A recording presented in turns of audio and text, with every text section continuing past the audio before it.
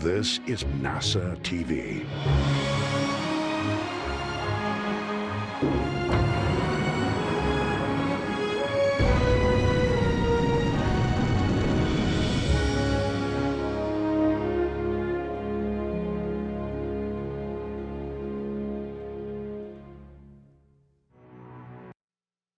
Good morning and welcome to the International Space Station Flight Control Room.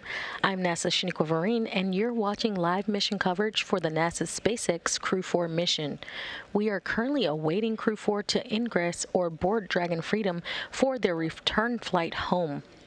After waving off an attempt to undock due to bad weather 2 days in a row, October 13th and 14th, due to high winds in the splashdown zones, NASA and SpaceX managers met overnight for their latest weather briefing and decided to proceed today with an undocking of the Crew 4 crew from the International Space Station. We're looking at the undocking time of 10:35 a.m. Central Time, 11:35 a.m. Eastern Time. Additional weather briefing analysis will continue prior to the crew boarding the Crew Dragon Freedom for final pre-undocking preparations.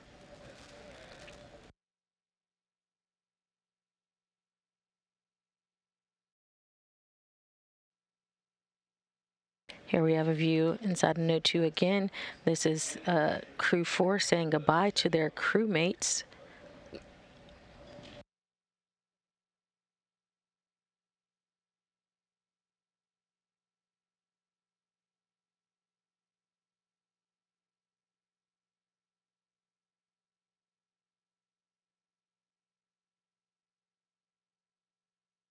We are currently awaiting all 4 crew members of Crew 4 to ingress or board Dragon Freedom for their return flight home.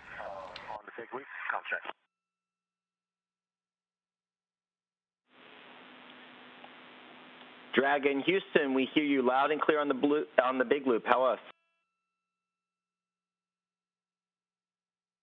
We have you loud and clear. And this is SpaceX. We've got you loud and clear on the big loop. How us? SpaceX, this is Freedom. We have you loud and clear. Great to hear you. As its name suggests, Crew 4 is the 4th contracted astronaut mission that SpaceX has flown to the orbiting lab for NASA. It's one of 2 SpaceX flights currently at the International Space Station. Crew 5 arrived on October 6th, again staying about 6 months on the International Space Station for science and research.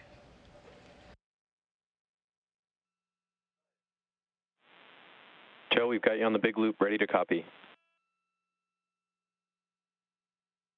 We are complete through most of suit donning. Wadi is still out of her seat. Suit donning is complete, but out of her seat, not strapped in, ready for hatch closure. And Samantha is not yet strapped in, ready to check out PPR, the ISO valve, looking for a go for hatch closure. And Dragon, you are go for hatch closure. You go for hatch closure, so work.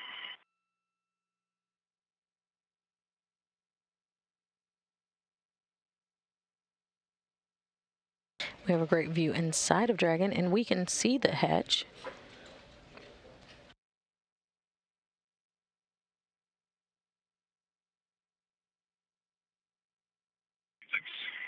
Freedom on the big loop for hatch closure. Go for hatch closure. As we were getting ready to close the hatch, Samantha just noticed that it looks like one of the hatch O-rings slipped out of the groove, so we'd like to push that in manually and then continue with hatch closure. Outer hatch seal.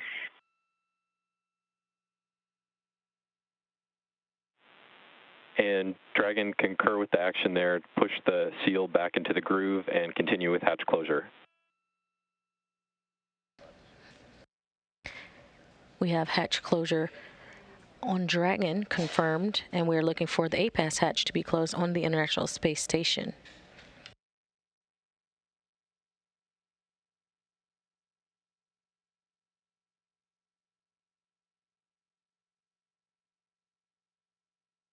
Once all hatches are closed, a ground command will be sent to open valves on Dragon to begin depressurizing the vestibule, essentially venting the air inside and bringing it down close to vacuum.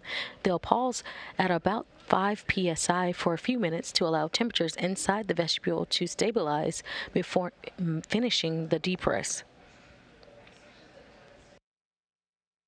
SpaceX on the big loop, you are go to jump into 4.011, tear the suits, but standby 1 for pressurization. Houston Station on 2 for hatch seal inspection. The Node 2 Zenith hatch seal is complete and no anomalies. Houston copies.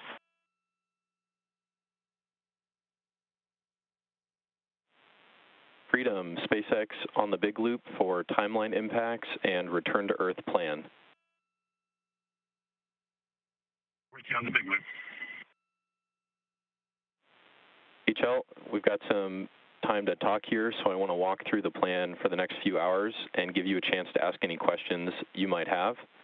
First, we expect about 20 minutes remaining here on the vestibule leak check, complete around 1550. After that, we have some final vehicle reconfigurations prior to undock and are targeting 1600 for undock sequence start. How copy?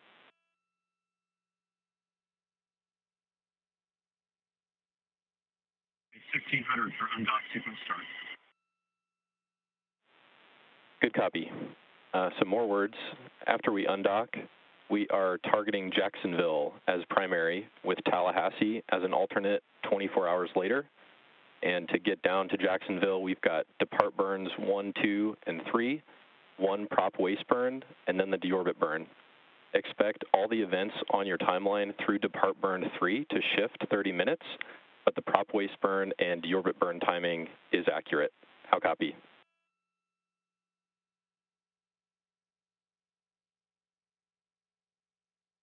We copy all. Continuing, latest forecast in Jacksonville shows winds averaging below 7 knots, shallow waves, no rain, great weather to land. Our recovery vessel Megan is on site, not tracking any issues. They're ready to get you out of the water. And I just got word from Rick on the boat. He said, see you soon.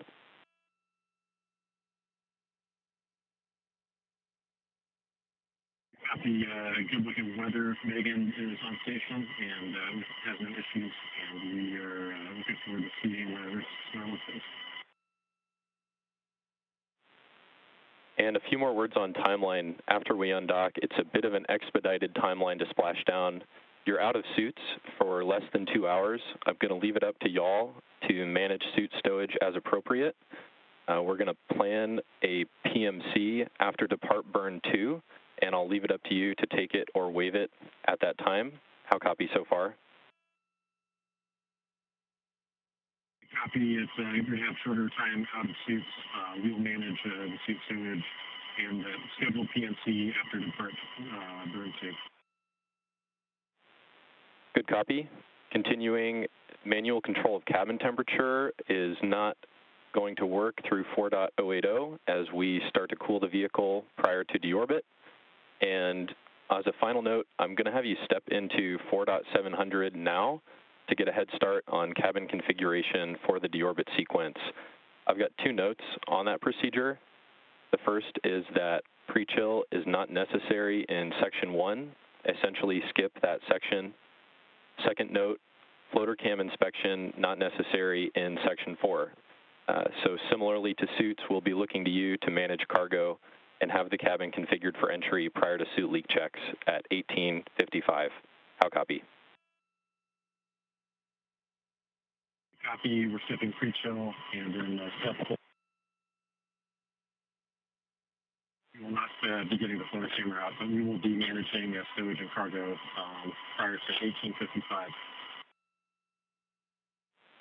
Good copy on all. And now a question for you. Do you have any questions for the team down here in Hawthorne?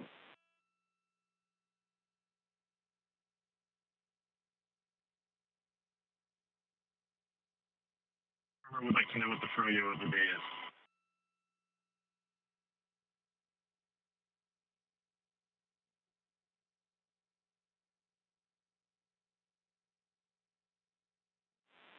And Freedom, we've got vanilla and orange guava sorbet here. I don't expect you'll make it here this week, but we'll see you soon here in Hawthorne. Great. Sure appreciate it. We don't have any other questions. We're looking forward to seeing folks on the Mega. Copy all, Freedom. We're looking forward to seeing you as well, and I'll be back with you shortly on vestibule leak check status. My name is Kate Tice, and I'm the Quality Systems Engineering Manager here at SpaceX. Joining me today from NASA Communications is Sandra Jones. Welcome. Thanks for having me, Kate. It's great to be here. So once Dragon departs station, the crew's flight home is expected to last around 5 hours. Upon separation from station, Dragon will use its Draco engines to thrust away from the station in a series of carefully choreographed maneuvers. Which you see a couple of those thruster ports there on your screen. It'll use those Draco engines to thrust away from the station in a series of carefully choreographed maneuvers or 4 departure burns to increase the distance between the spacecraft and the space station. From there, a phasing burn will place Dragon on a trajectory back to Earth. And next on its trip is Freedom, SpaceX on the big loop, vestibule leak check nominal, and we're going to step into residual depress imminently.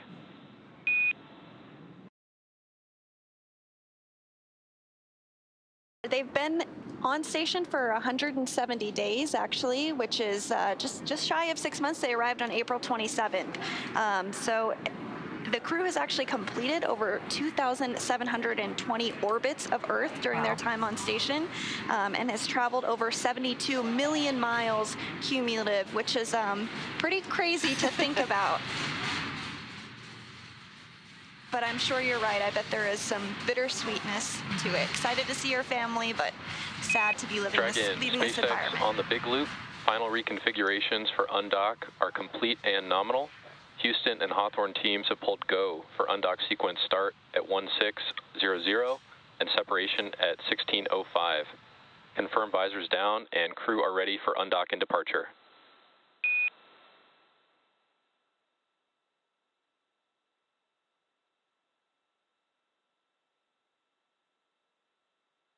And SpaceX Freedom copies full to go for undock. Our visors are all secured closed, and we are ready for undock. Copy all. So we're expecting the call for the undocking sequence to begin in just moments from now. SpaceX on the big loop, undock sequence commanded. And there you heard it. Perfect timing, Sandra.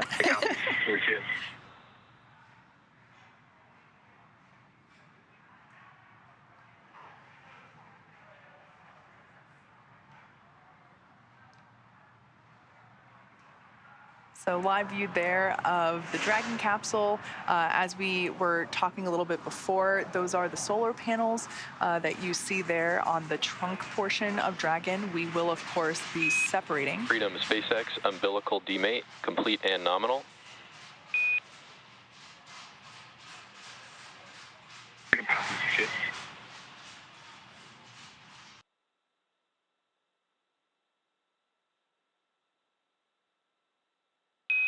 Dragon, SpaceX on the big loop, all hooks open.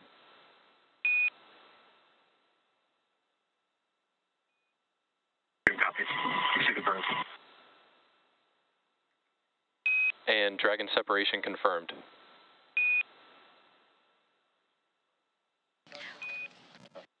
Thank you. All 12 hooks now open. Hooks all open and release confirmed at 11:05 a.m. Central Time, while Dragon and the International Space Station flew 259 statute miles above the North Atlantic Ocean. Freedom Station on the big loop. Station. We're sad to see you go. We wish you Godspeed, safe re-entry and landing, and calm seas. We're going to miss you guys. We're thankful for your mentorship. Enjoy your time with your families. For the good word station. It was an absolute pleasure and privilege to serve on the space station these past 6 months, and a joy to get to work with you all for the past couple of weeks. We know that you're going to continue to do amazing things on station. We look forward to seeing you back home as well.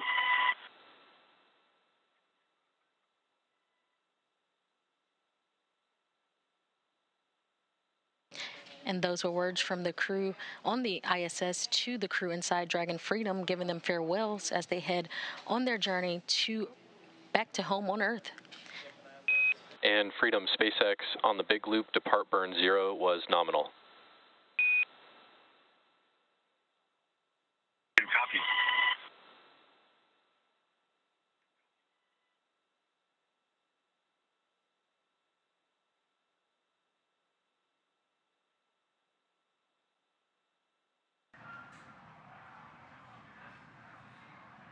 And we are hearing that the burn is underway.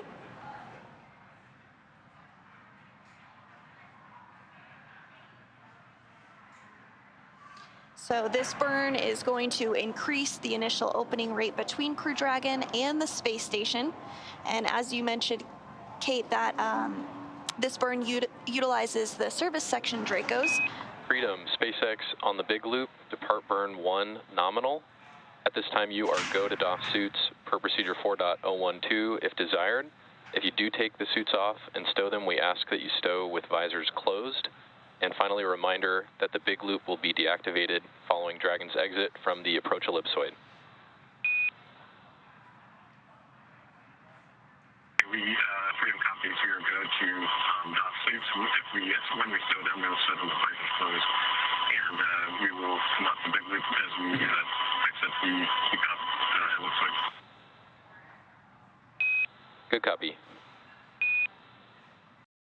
Dragon is already about 175 meters away from the space station, and so the next major milestone that we're looking for is when Dragon exits the keep-out sphere. That's that imaginary sphere or boundary 200 meters in radius around the space station, and it is one of several safety zones set up to govern visiting spacecraft either arriving or departing the space station. But before moving into the keep-out sphere, spacecraft have to be configured where they would not cross the imaginary boundary for at least 4 orbits, even if the spacecraft lost all maneuvering for some reason. So the vehicle is now about 207 meters away. And Freedom SpaceX on the big loop to confirm cameras are external. Freedom copies, cameras are external.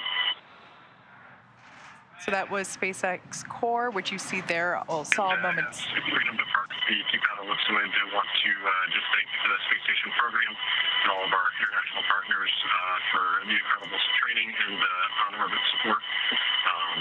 It's been an incredible 6 months, and we're looking forward to getting home to our families. Thanks so much.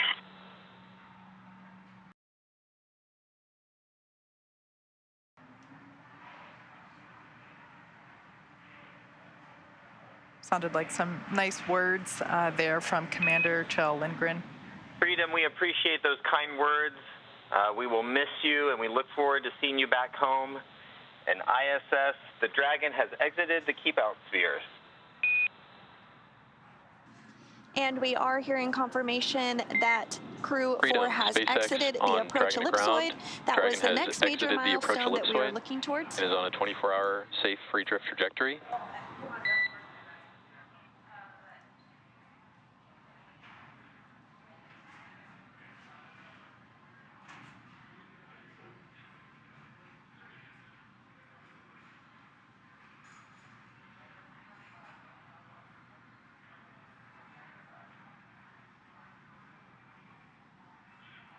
There on your screen is SpaceX Core Jake Vendel. And Freedom SpaceX, repeating my last, Dragon has exited the approach ellipsoid and is on a 24-hour safe free drift trajectory.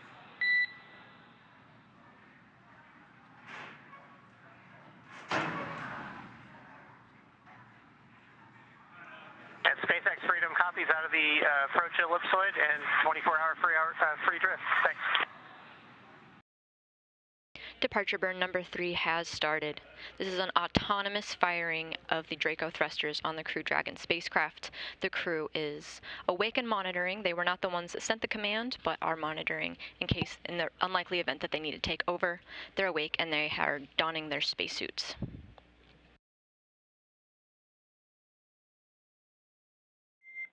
Freedom SpaceX, depart burn 3 nominal. and I've got 2 more notes for you when ready to copy.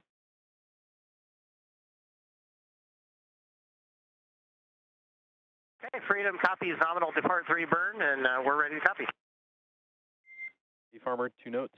We are about to enable deorbit sequence and entry on the vehicle, and you'll see the flag go high in a minute. And second, we are handing over down here in Hawthorne. It's been an absolute pleasure working with you today, and we all wish you luck through deorbit. We are leaving you in the very capable hands of Arthur and the rest of Shift 2.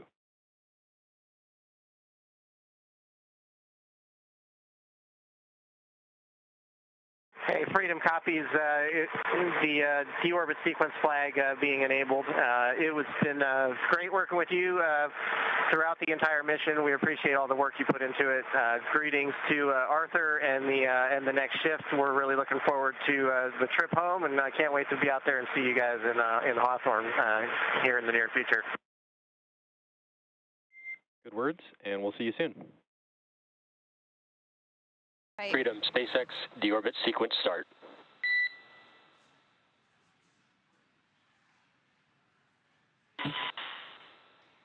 We see it. And there we did hear the call out that the deorbit sequence start is underway. So next up, we'll be looking towards trunk separation here shortly. We should hear that call out here soon. Right now, the claw is where the umbilicals for power and telemetry from the trunk and its solar arrays are connected to the capsule. So we'll be looking for those to be disconnected, and then Dragon will be running exclusively on its battery power. And then after that, we'll see the trunk jettison, and that trunk jettison will harmlessly burn up in the Earth's atmosphere. It's not necessary for re-entry, so at that point, it will be just the small capsule, kind of like the one you see right behind us here. It'll look very similar to that as it re-enters the Earth's atmosphere. Yeah, and actually jettisoning the trunk will expose the heat shield that's required for re-entry as Dragon reorients itself for splashdown. Freedom, SpaceX, we see nominal trunk jettison.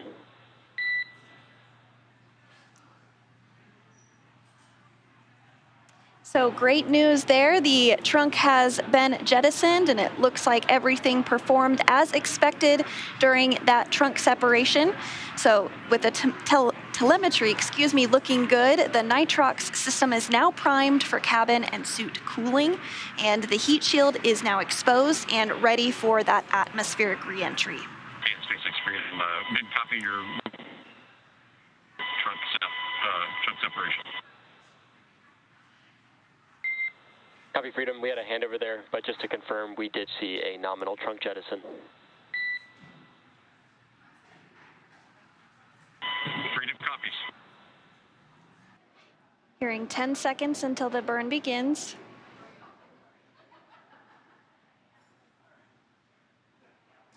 And we do have confirmation that the deorbit burn has begun. This burn is expected to last about 17 minutes. Freedom, SpaceX, deorbit burn complete, performance nominal, nose cone closure is initiated. Freedom copies, nominal deorbit burn, glad to hear it, and nose cone closure initiated. So in the background, Dragon is currently inhibiting those forward bulkhead Draco thrusters that we just used to complete the deorbit burn, ensuring it's safe to latch the nose cone shut for re-entry. Also, the vehicle has initiated the nitrox suit purge. This will help keep Kjell, Bob, Jessica, and Samantha cool and comfortable during re-entry. And you do see that nose cone beginning to close here on your screen. At this point, that nose cone is closing and protecting the forward hatch for re-entry. Kjell, Bob, Jessica, and Samantha are using their screens, as we mentioned, to monitor the locking of the nose cone, which is done by a set of hooks. Freedom, SpaceX, nose cone secured for entry. Freedom copies, we see it. Freedom, SpaceX for entry briefing.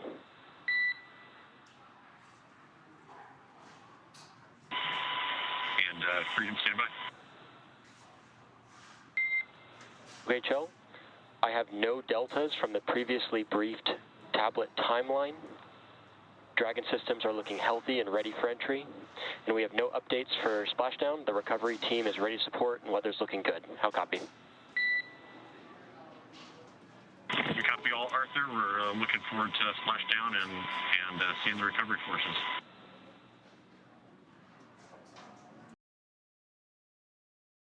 And SpaceX from Freedom, tablets are secure, restraints are tightened, and our visors are down. We are ready for entry.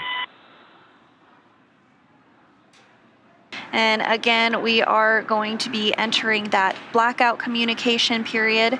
But once we are on the other side of that, things will happen pretty quickly. The drogue chutes will deploy. And SpaceX Freedom tablets are all secure. SpaceX copies. Thank you, Freedom. And at this time, we're just over 5 minutes from predicted comm blackout. We will see you on the other side at 2049.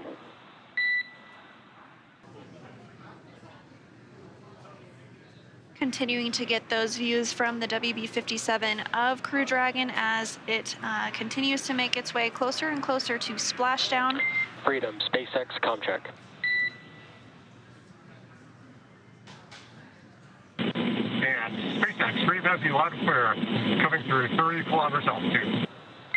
Copy and concur. Expect automated chute deployment. Freedom copies. We'll be monitoring. And HEPS is converge. Expect nominal chute deployment altitude. Freedom copies. Looking for nominal chute deployment.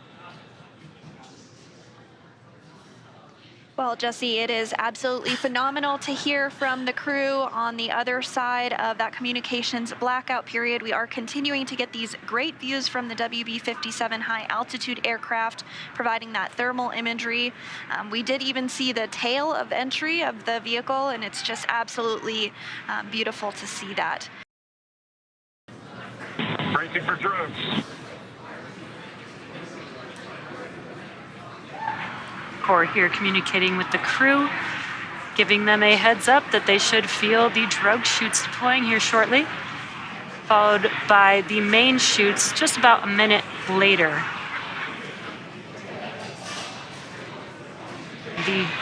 The drogue chutes do help to slow the vehicle down to about 350 miles per hour, whereas the main chute will deploy, after the main chutes deploy, it will slow the vehicle down even more, and by the time that the vehicle splashes down, should be around 16 miles per hour.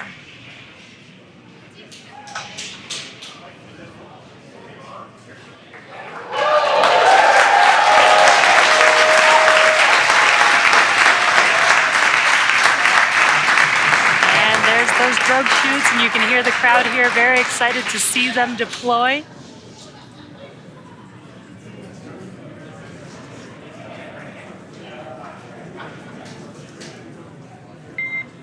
Drogue chute descent rate nominal and visual on 2 healthy drogues. Freedom copies.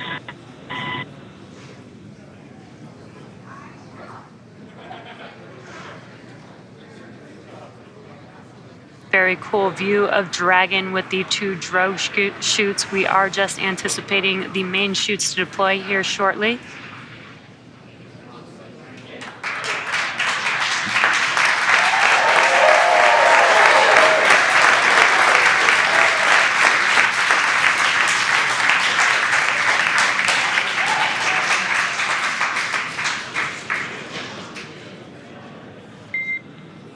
Descent rate nominal, visual on 4 healthy mains. Dragon is beginning to increase pressure in preparation for landing. And mission control, the mission control team here in Hawthorne is reporting the precise landing coordinates to the recovery team. So we did get that confirmation on the main chutes. 600. The crew is now 600 meters away from splashing down. We do expect splashdown in about 2 minutes from now.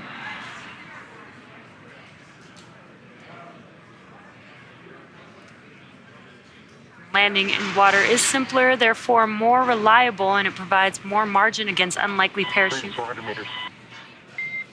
Copy, 4. Provides more margin against unlikely parachute issues. We had to learn how to make Dragon waterproof. But once you do, it is a rinse, review, and reuse type of process.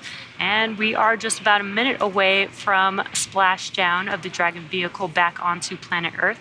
And hearing good callouts of the altitude of Dragon as it's... At 200 meters, we're bracing for splashdown. Copy, brace for splashdown. And again, that descent rate is as expected here. Pretty soon we should be able to see the view of the ocean come into view as Crew Dragon Freedom with 4 astronauts on board prepares to splash down after spending 170 days in space after launching on April 27th.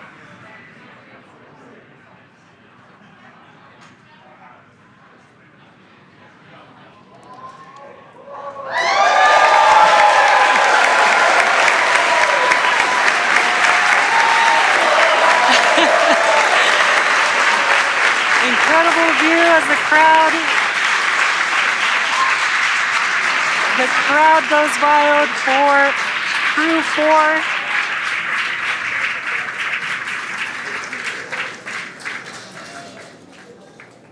Welcome home. Welcome home, Crew 4. Great view watching Dragon splash down back on planet Earth.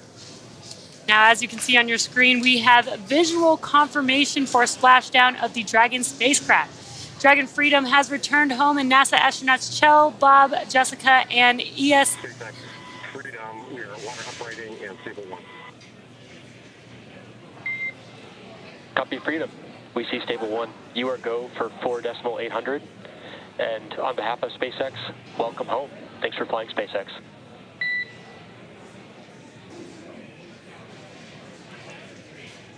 And SpaceX from Freedom, thank you for an incredible ride up to orbit and an incredible ride home. Glad to be back.